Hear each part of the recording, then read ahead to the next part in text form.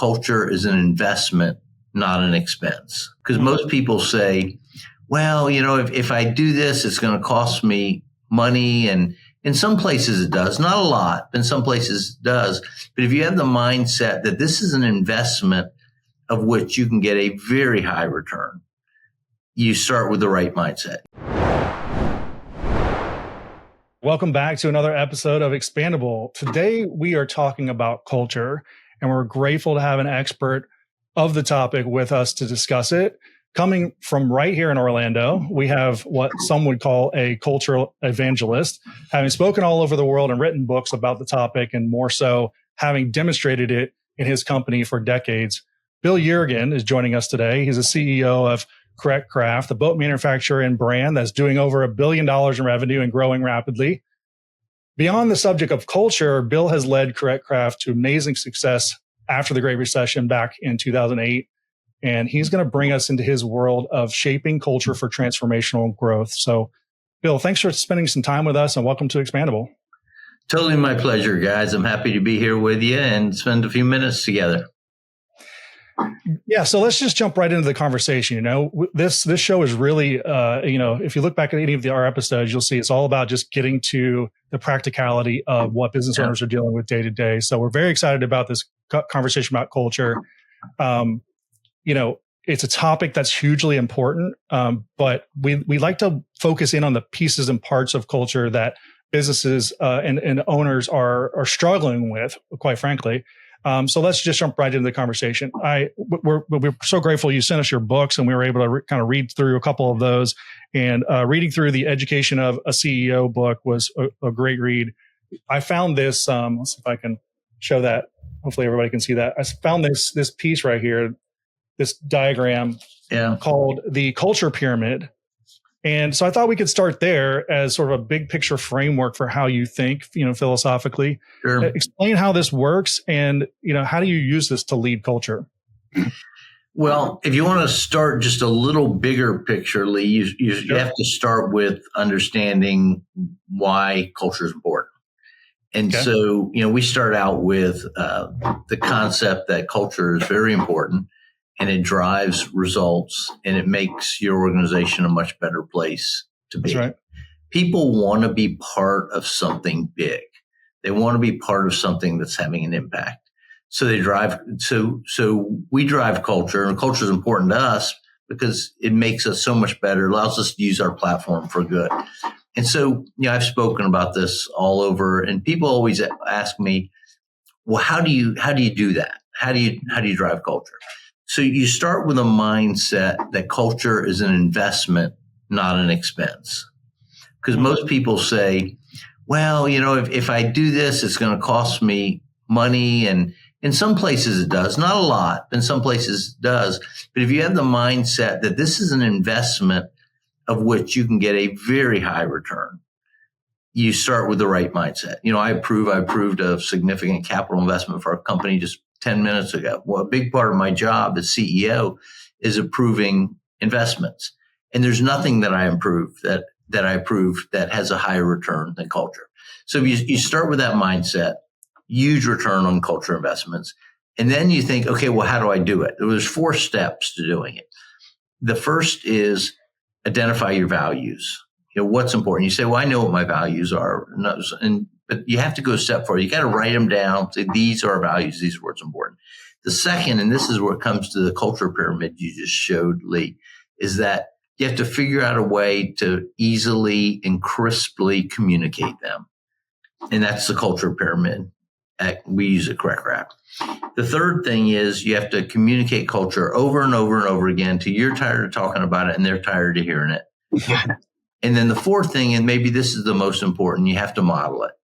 Because people will always pay more attention to what you do than what you say. So let's go back up to step 2, which is the pyramid, which is your original question. Okay. Our team put that together probably 15 years ago now, because we were talking a lot about culture and we had a lot of different things that were important to us. But I realized they were just data points all sort of just floating around. And I said to our team, is actually one of our strategic plans, we need to figure out a way to capture this crisply. And that led to that culture pyramid. At the top starts with building boats to the glory of God. Our company was founded 100 years ago on a faith culture. We still embrace that today. We're not a church. We're not a cult. But, we want to honor God in what we do. The second layer of that is our why, which is making life better. And, there's not a day that goes by that we don't talk about making life better here. We want to make life better on everyone that we come in contact with. And that includes sometimes even competitors, oddly enough. Now, we compete against them in the marketplace, but we do a lot in our industry with innovation and culture that helps our competitors. But we're okay with that because we know that we're making life better on their people. And so, after making life better, the next layer of that culture pyramid is people, performance, and philanthropy. And there's some things underneath, some steps underneath each of those we can get into if you want to. But we want to invest very heavily in people and philanthropy. And we do a lot of really neat stuff that I'm happy to talk about if you want to. But I tell our team, we can't invest in our people. We can't invest in philanthropy if we're not high performance. So there's not a contradiction there, because sometimes people will say, well, what is it? Are you interested in making money, or are you interested in making the world better? And I say, well, we can't make the world better if we don't make money. And so we have to be good stewards of our assets. We got to run a very high performing company, and we do. So we're a great example of a company that can be very high performing, can be, nicely profitable, and also at the same time have a strong culture of wanting to help people and make life better.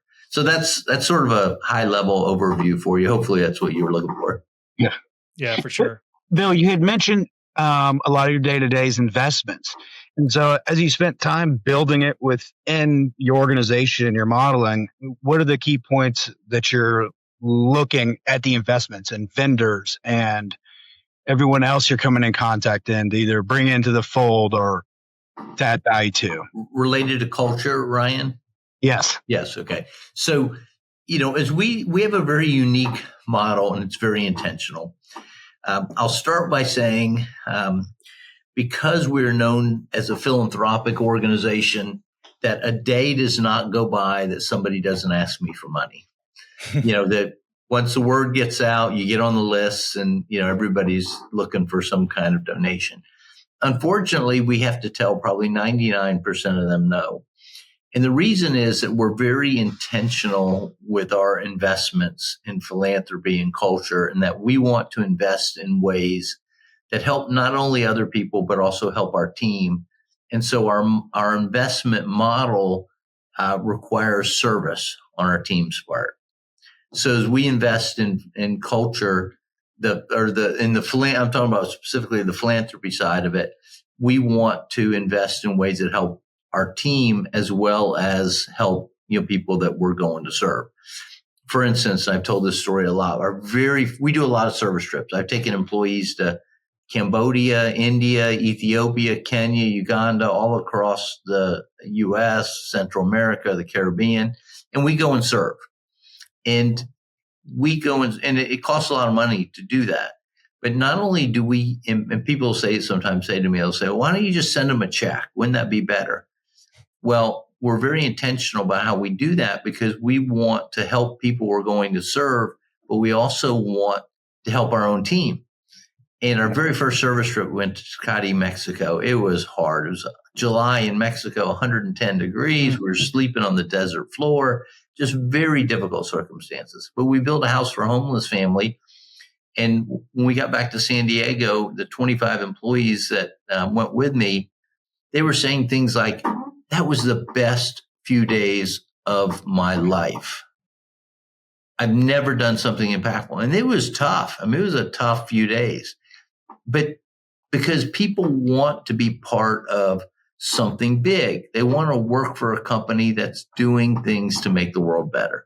They want to be part of something big, and often they can't do that themselves. So being part of something big, so back to your question, when we think of investing in culture, we're thinking of how can we help other people outside our organization while also helping our own people. And so we invest pretty heavily in culture and philanthropy. So you this brings up a good kind of point in my mind, because when I'm out in the world just as a consumer, I see all kinds of businesses always asking for, well, okay, your purchase was $463. Do you want to round up to $15 to support XYZ? It seems like every company has this bent towards helping, or donations or philanthropy, however, whatever shape it takes, whatever business. But a lot of it seems disingenuous. And I think what you're describing is very immersive and very genuine.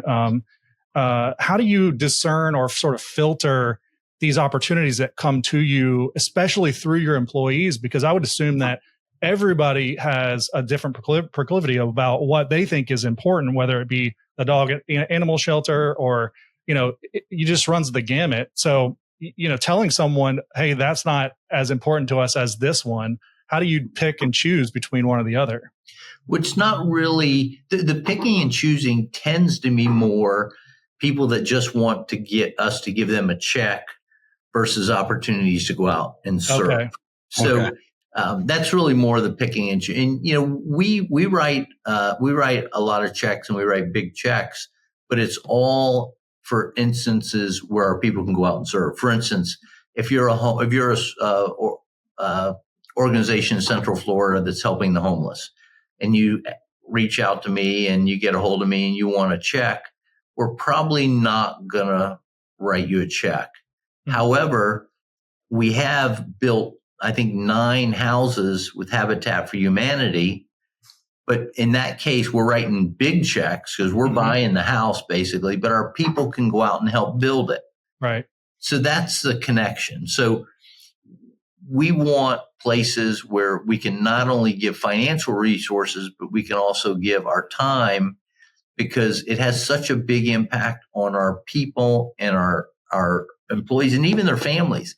Because we've got a big event that's coming up November 15th. We're going to go into a local community here at Chiliota, and we're going to serve that community. Mm-hmm. And that day, September 15th, that night, those employees that go and help and do that, they'll go home and their employees will say, hey, Mom, hey, Dad, what were you doing today? And they'll tell about the work they were doing. So it not only helps our employees, helps our culture, but they're inspiring some little kid around the table that we'll never know about. Mm-hmm. And that 10 or 12-year-old around the table will say, wow, you can do that. You can help people like that. I want to do that. And who knows, maybe they start the next big,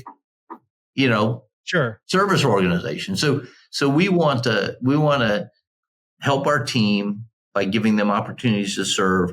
And we know that it inspires them, inspires others, and inspires communities, entire communities. We've seen that. So, maybe to wrap up this section of the conversation, I have to imagine there's business owners and CEOs out there hearing you talk about this and getting it, and they want to do the same thing. But it's also kind of like, I'm running a business over here, and all this feel good stuff is great, but where's the ROI? Like, how do I reconcile this to my books or my board of directors for what we're doing in this community feels and sort of tastes right, but I don't really know how that's helping us build boats. Right? Yeah, great question. And I've been asked that question a lot. So I'd say a couple of things. First of all, you have to view it as an investment, not a cost.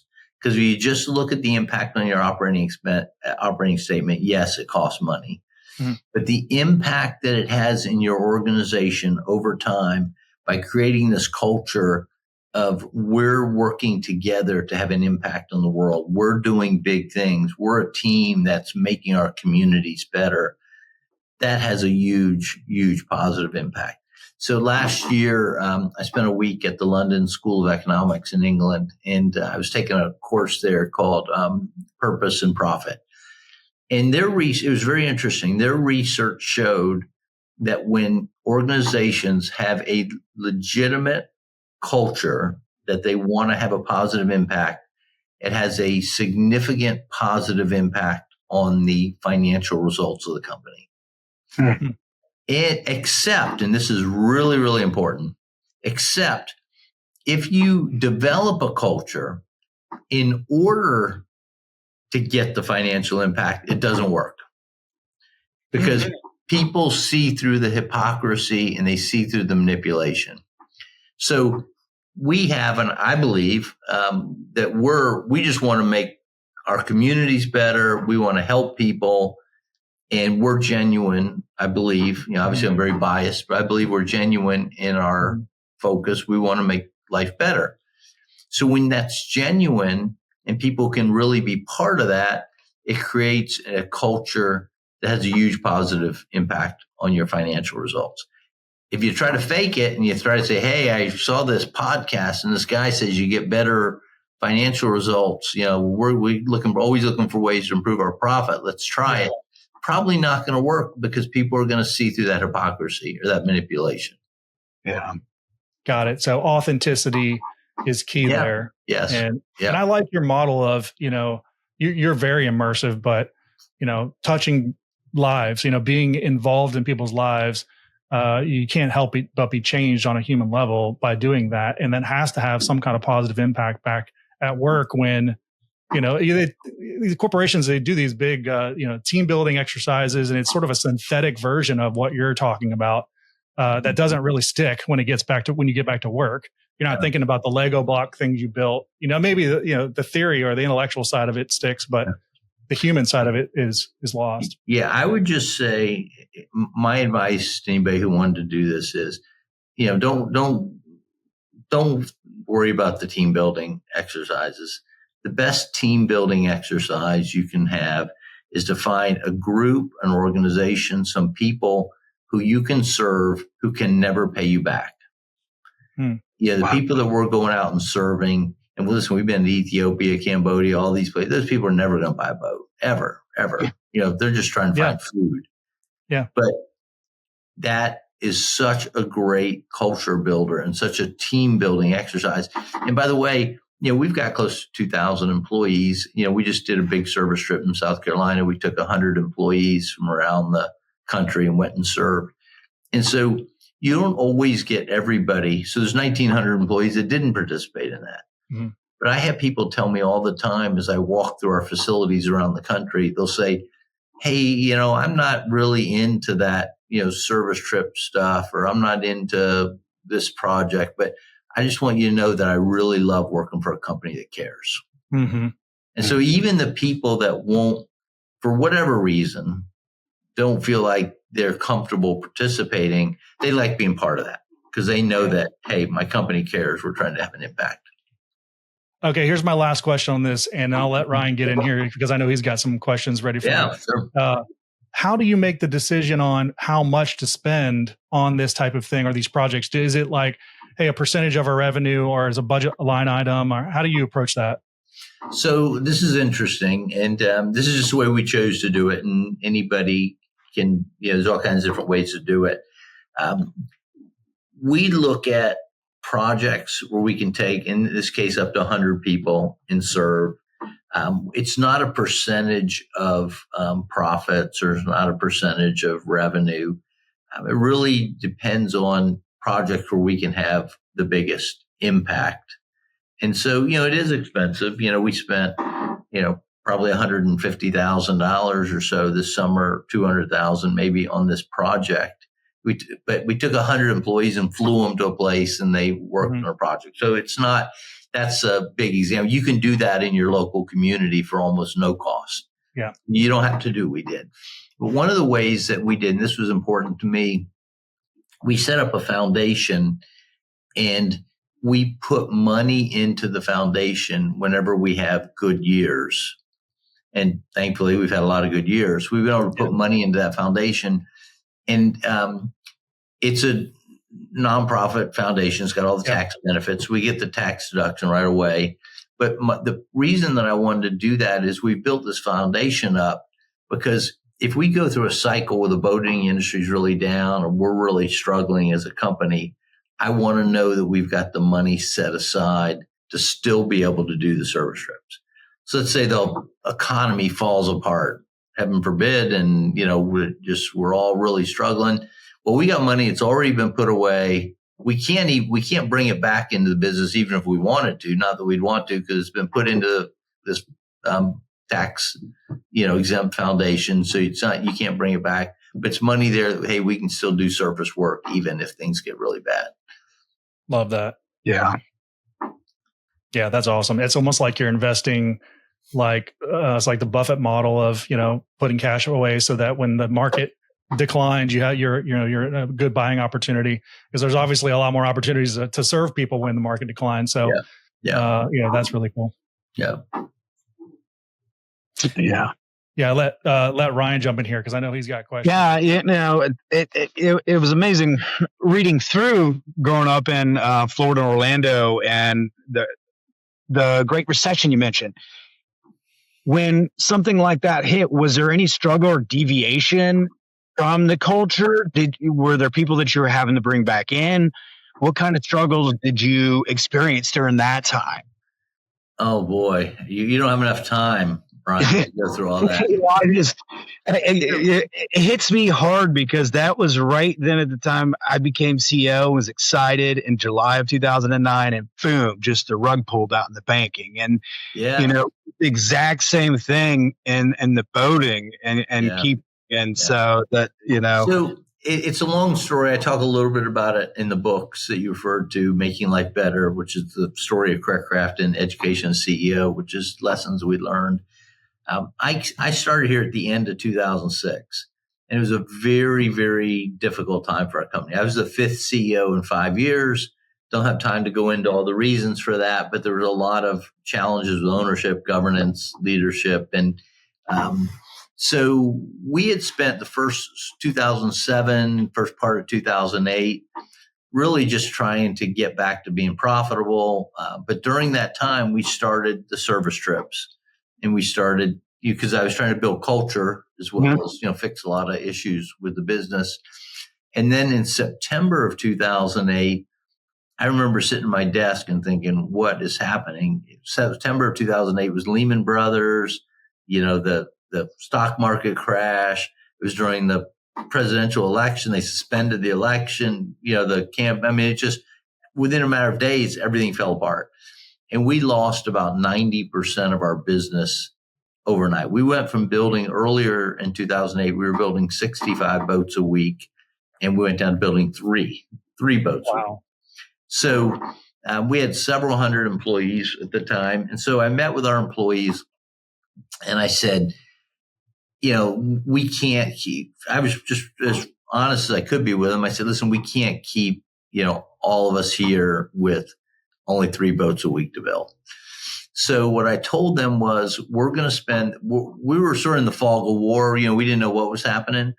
So I said, we're going to spend the next 60 days and we're going to keep everybody on the payroll for 60 days. And fortunately, we were in a cash position where we could do this.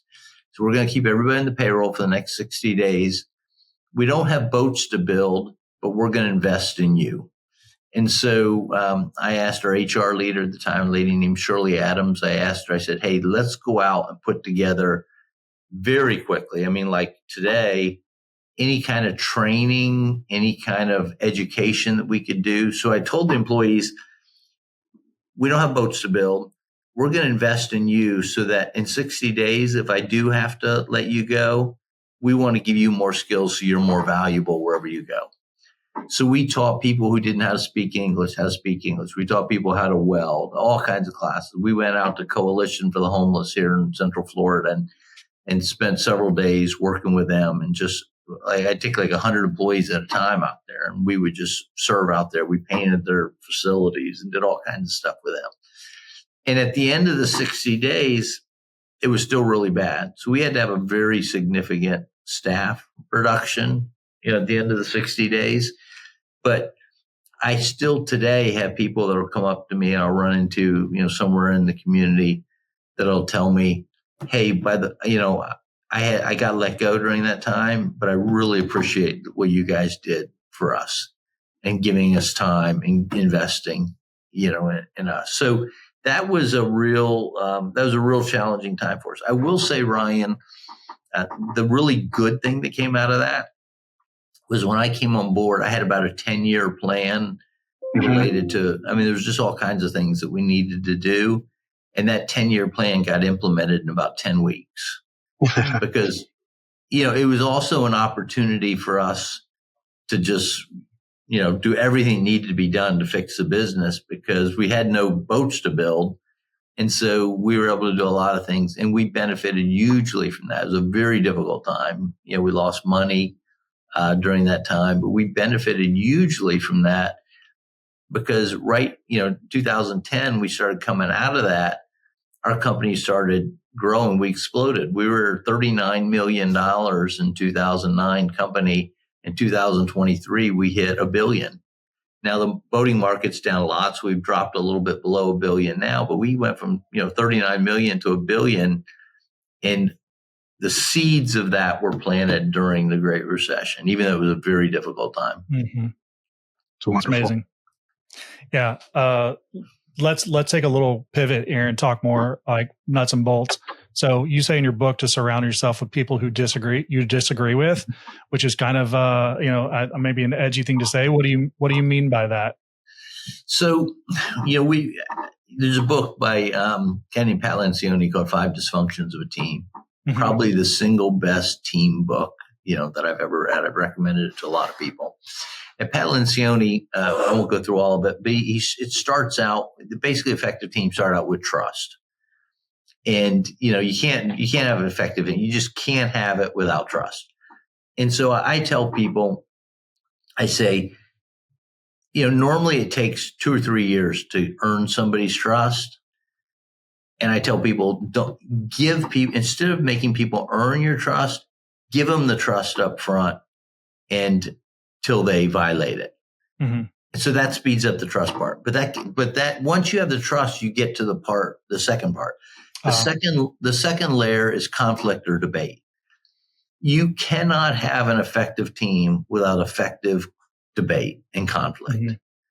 And you have to have people that think differently, are willing to speak up.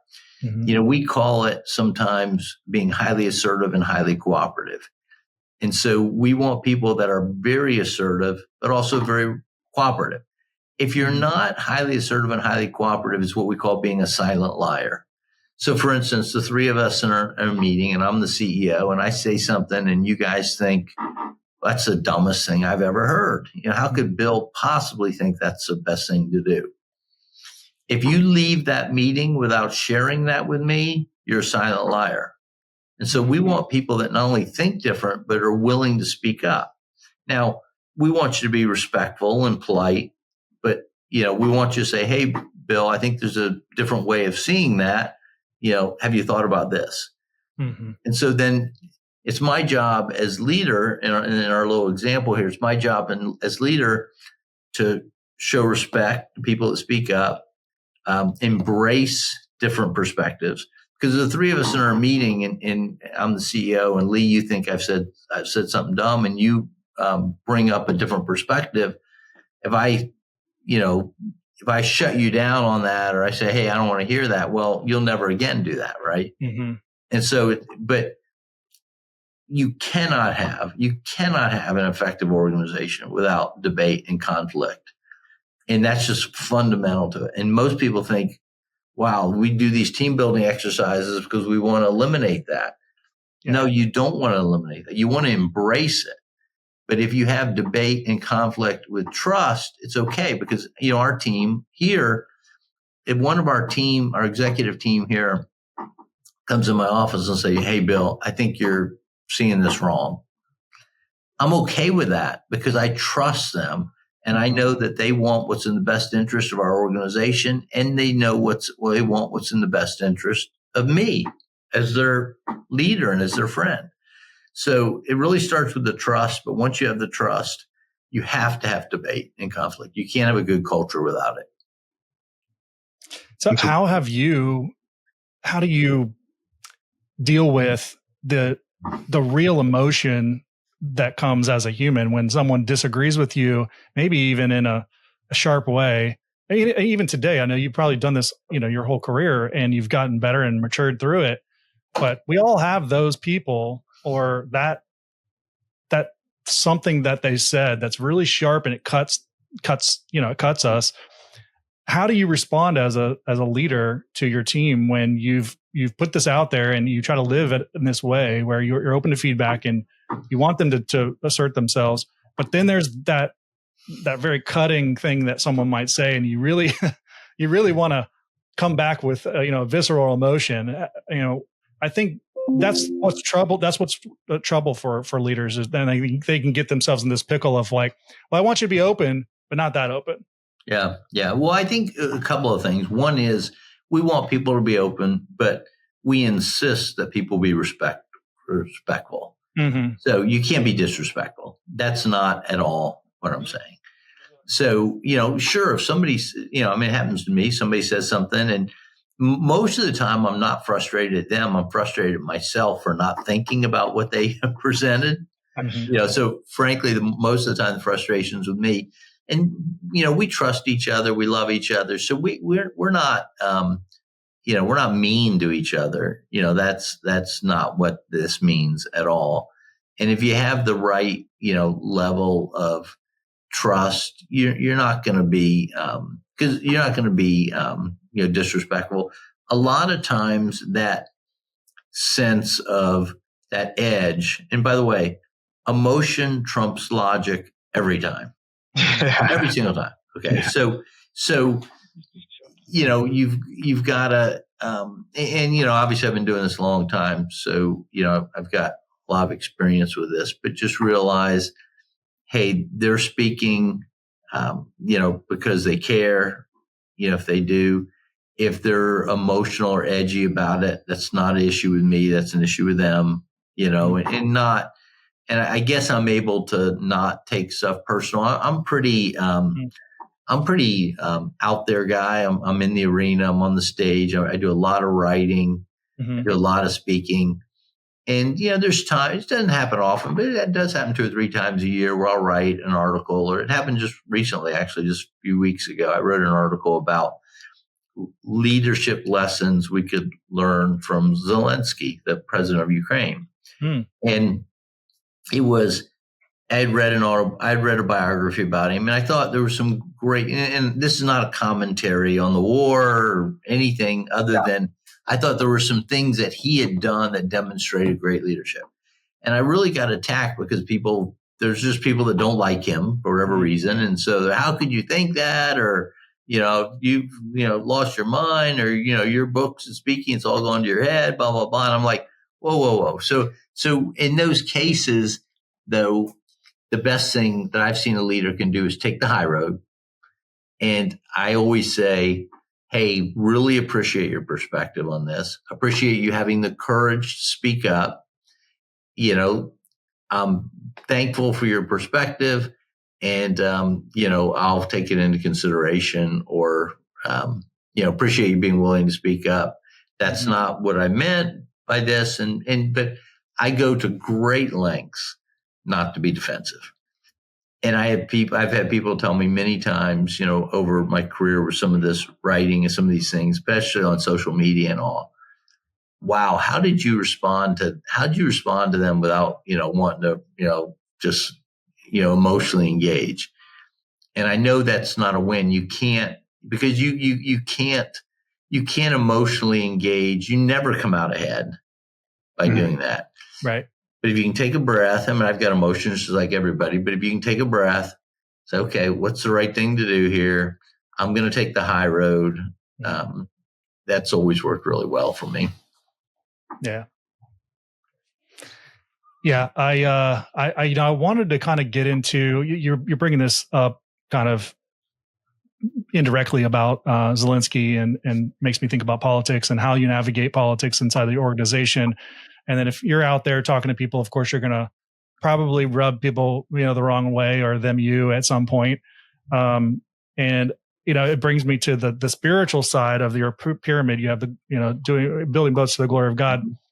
Personally, I love that. But, and I know that this was started way back when the company was started.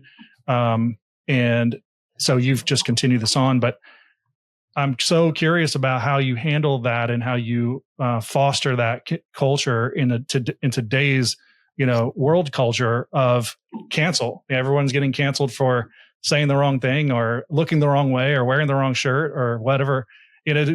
Whatever what decides for the day, I guess. How do you handle maybe having someone in your culture that in your company that could be toxic, or someone from the external coming in and questioning what you're doing about the spiritual side, and more so people that work there, that I have to believe you have some people that work there are not believers. They don't want to pursue faith in their life and all of that.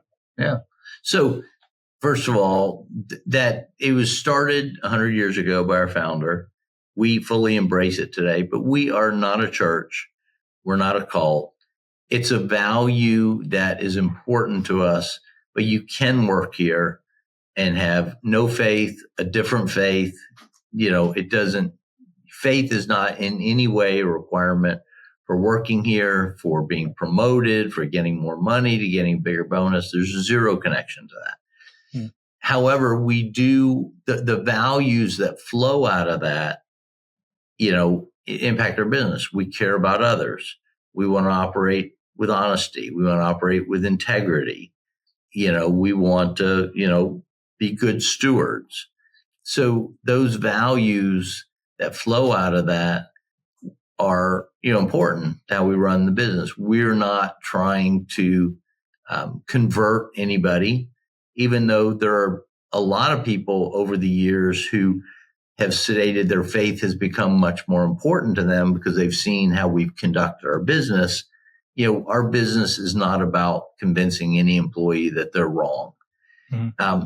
I'm much more interested in trying to model, good values and have people interested in our values because of the way we conduct ourselves than telling any employee, you have to think this way. We would never do that, ever. So, and that's really important to me, that when we do, some of the things that we do, and primarily related to service, that, if people don't want to participate, if they don't see that, they don't see, that's okay.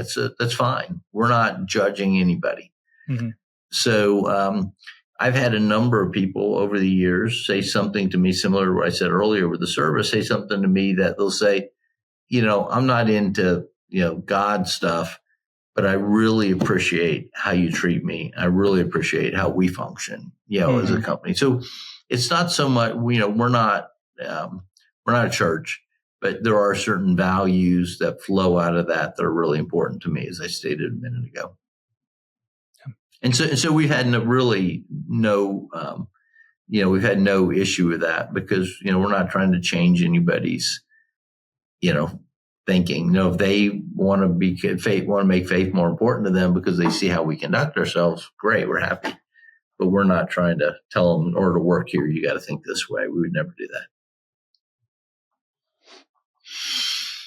Yeah. I'm looking back at my notes here and I'm looking at, I have lots of questions. So Ryan, feel free to jump in. I could take the next hour because I literally, this is such a topic that's close to me. Well, and then I think what's great too is how clearly you guys have a succession plan and you're seeing that through and working closely. So, to carry through the virtue. So how did that process come about? Or, when did you start, I announced, earlier this year that I plan to step down as CEO next year on March 31st. So I announced that about 13 months ahead of the plan. But I didn't know exactly when. I didn't really know when until earlier this year. But I knew that at some point, I was going to step down as CEO. I still feel young. I've got a lot of energy. I'm healthy, thank goodness. But just for a bunch of reasons we don't have time to go into, for both professionally, personally, for the organization, I thought the timing was right. But because I knew this was going to be coming at some day, I've been working on this for, I've been thinking about this for several years. And it was really important to me because we have such a unique culture to have an internal successor. So there are some people in our organization that I'd been invested in very heavily. I'd done a significant reorganization to give them more responsibility, trying to get them executive education so that we'd have multiple internal candidates. We had 3 internal candidates. We selected one, our CFO, Zach Hutchinson. He'll become our new CEO next year on April 1st. And we've announced that early because I want to have a lot of time to onboard Zach. And so we're doing a lot of things, and he's a super sharp guy. He can do the job today, but we want to do a lot of things to make sure the organization and he is prepared for change, because it's not about me, but when you've had a CEO for 20 years, that's a big change for an organization. And so, and then I think really the biggest part of it, Ryan, is to think about if a CEO, if their mindset is that the company's success for a year or 2 or 3 after I'm gone is dependent on how well I've done managing the succession process and making sure people in the organization were prepared. If you accept that responsibility, then you want to do a good job with that. So I've told many people that if Craft falls apart, it's not gonna, but if Craft falls apart a year or 2 after I'm gone, that's on me. I mean, that's my fault, because, I haven't prepared the organization for that change. So we've been I've given you like 3 minutes on what I could talk about for 2 hours, but we've been very intentional about, succession and preparing people, having an internal candidate, onboarding that new candidate. We've got a lot, been very intentional about that. Got it. I've read a lot in your book here about you building a culture of learning, and that being a very, integral part of what you're building, even to the extent of building Correct Craft University.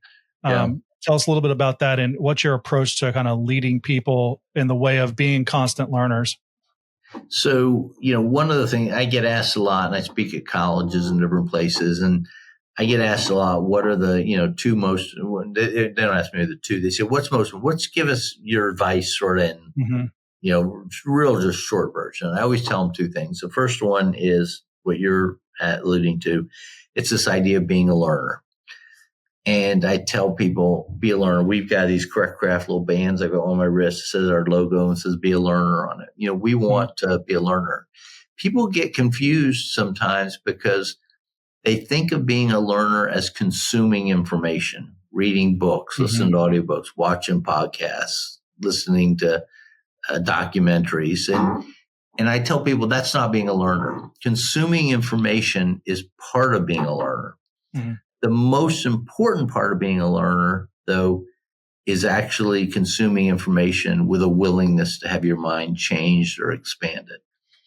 Because most people, and I don't say this in a judgmental way, I hope it's not judgmental, because I don't want to be that. I don't want to be a judgmental person.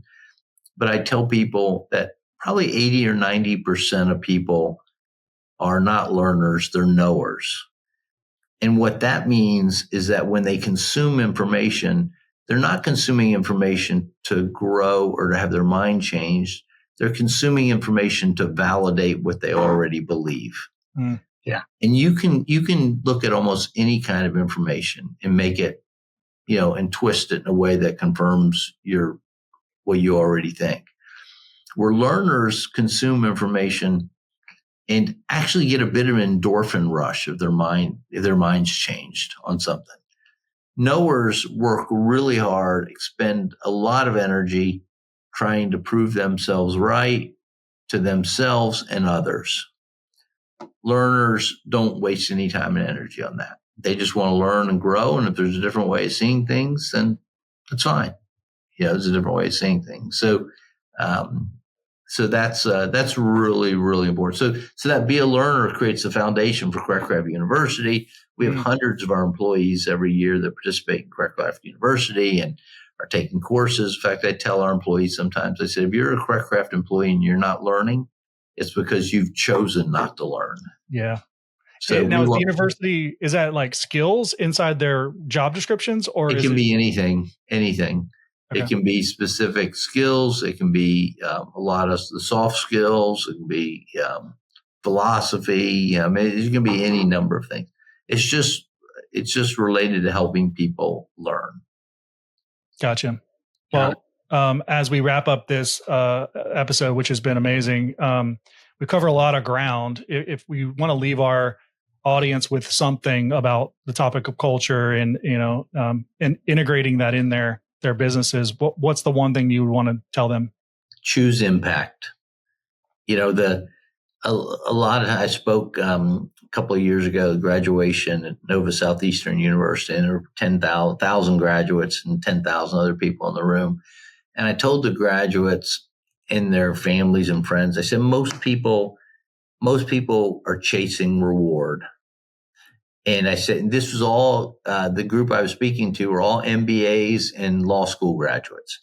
I said, many of you have gotten your degrees and you've done what you've done, invested in yourself for rewards. You want to chase rewards.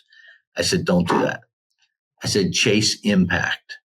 Because the people that chase rewards get on the hedonic treadmill and they end up at the end of their career exhausted, worn out, broken relationships, and they've just, spent their life in a probably what wasn't a real fruitful way.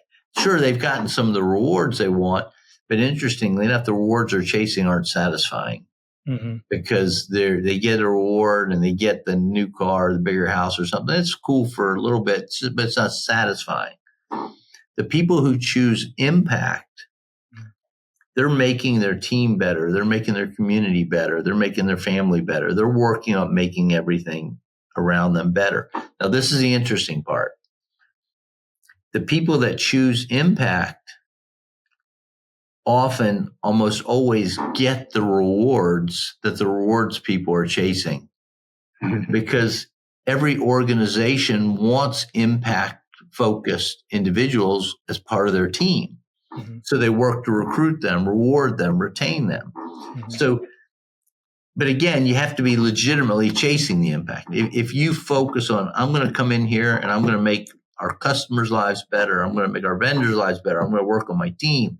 I'm going to look for opportunities to serve my community. I'm going to make everything around me better.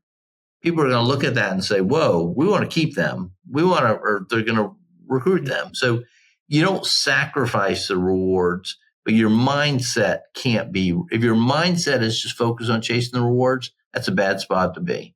If your mindset's on chasing impact, you're going to be very satisfied with your life and your career, and you're still going to get the rewards. Love it. That's great. That's great. Thanks again, Bill, for being on the show. This is amazing. So now we get to the bio, which we skipped over because we don't want bore people at the beginning. Tell people about yourself. Don't bore them at the end either. Yeah, right. Tell people about yourself, but also what's next for you. Once you are succeeded, where are you going? What are your plans for post CorrectCraft? Well, I've said I'm not using the retirement word. I don't want to retire. I want to have a little more flexibility in my schedule. I've got an amazing granddaughter, Rosie, that I want to be able to spend a little more time with. But I'm going to work very hard to continue having an impact. I'm serving on some boards. I might take on another board or two. I want to have impact on my community with my church. I want to continue to coach or mentor leaders who want that, who I want to step out of I'm responsible for it, but at the same time, still try to use, what I've learned and, my experience over the last 40 years to try to help people who want to benefit from that. And so I plan to stay plenty busy. That's great. Great. Yeah. Thank you so much for being on our show, Bill. Yeah, sure. If people want to learn more about CorrectCraft, our company, I would encourage them go to correctcraft.com. And, we talk about, there's actually a video of me talking about our culture and some other things. Personally, I'm relatively active on LinkedIn. I post stuff about our company, our culture. So connect with me on LinkedIn if you'd like to do that. And it's been an honor to be with you guys. Thank you. Yeah, thanks a lot, Bill.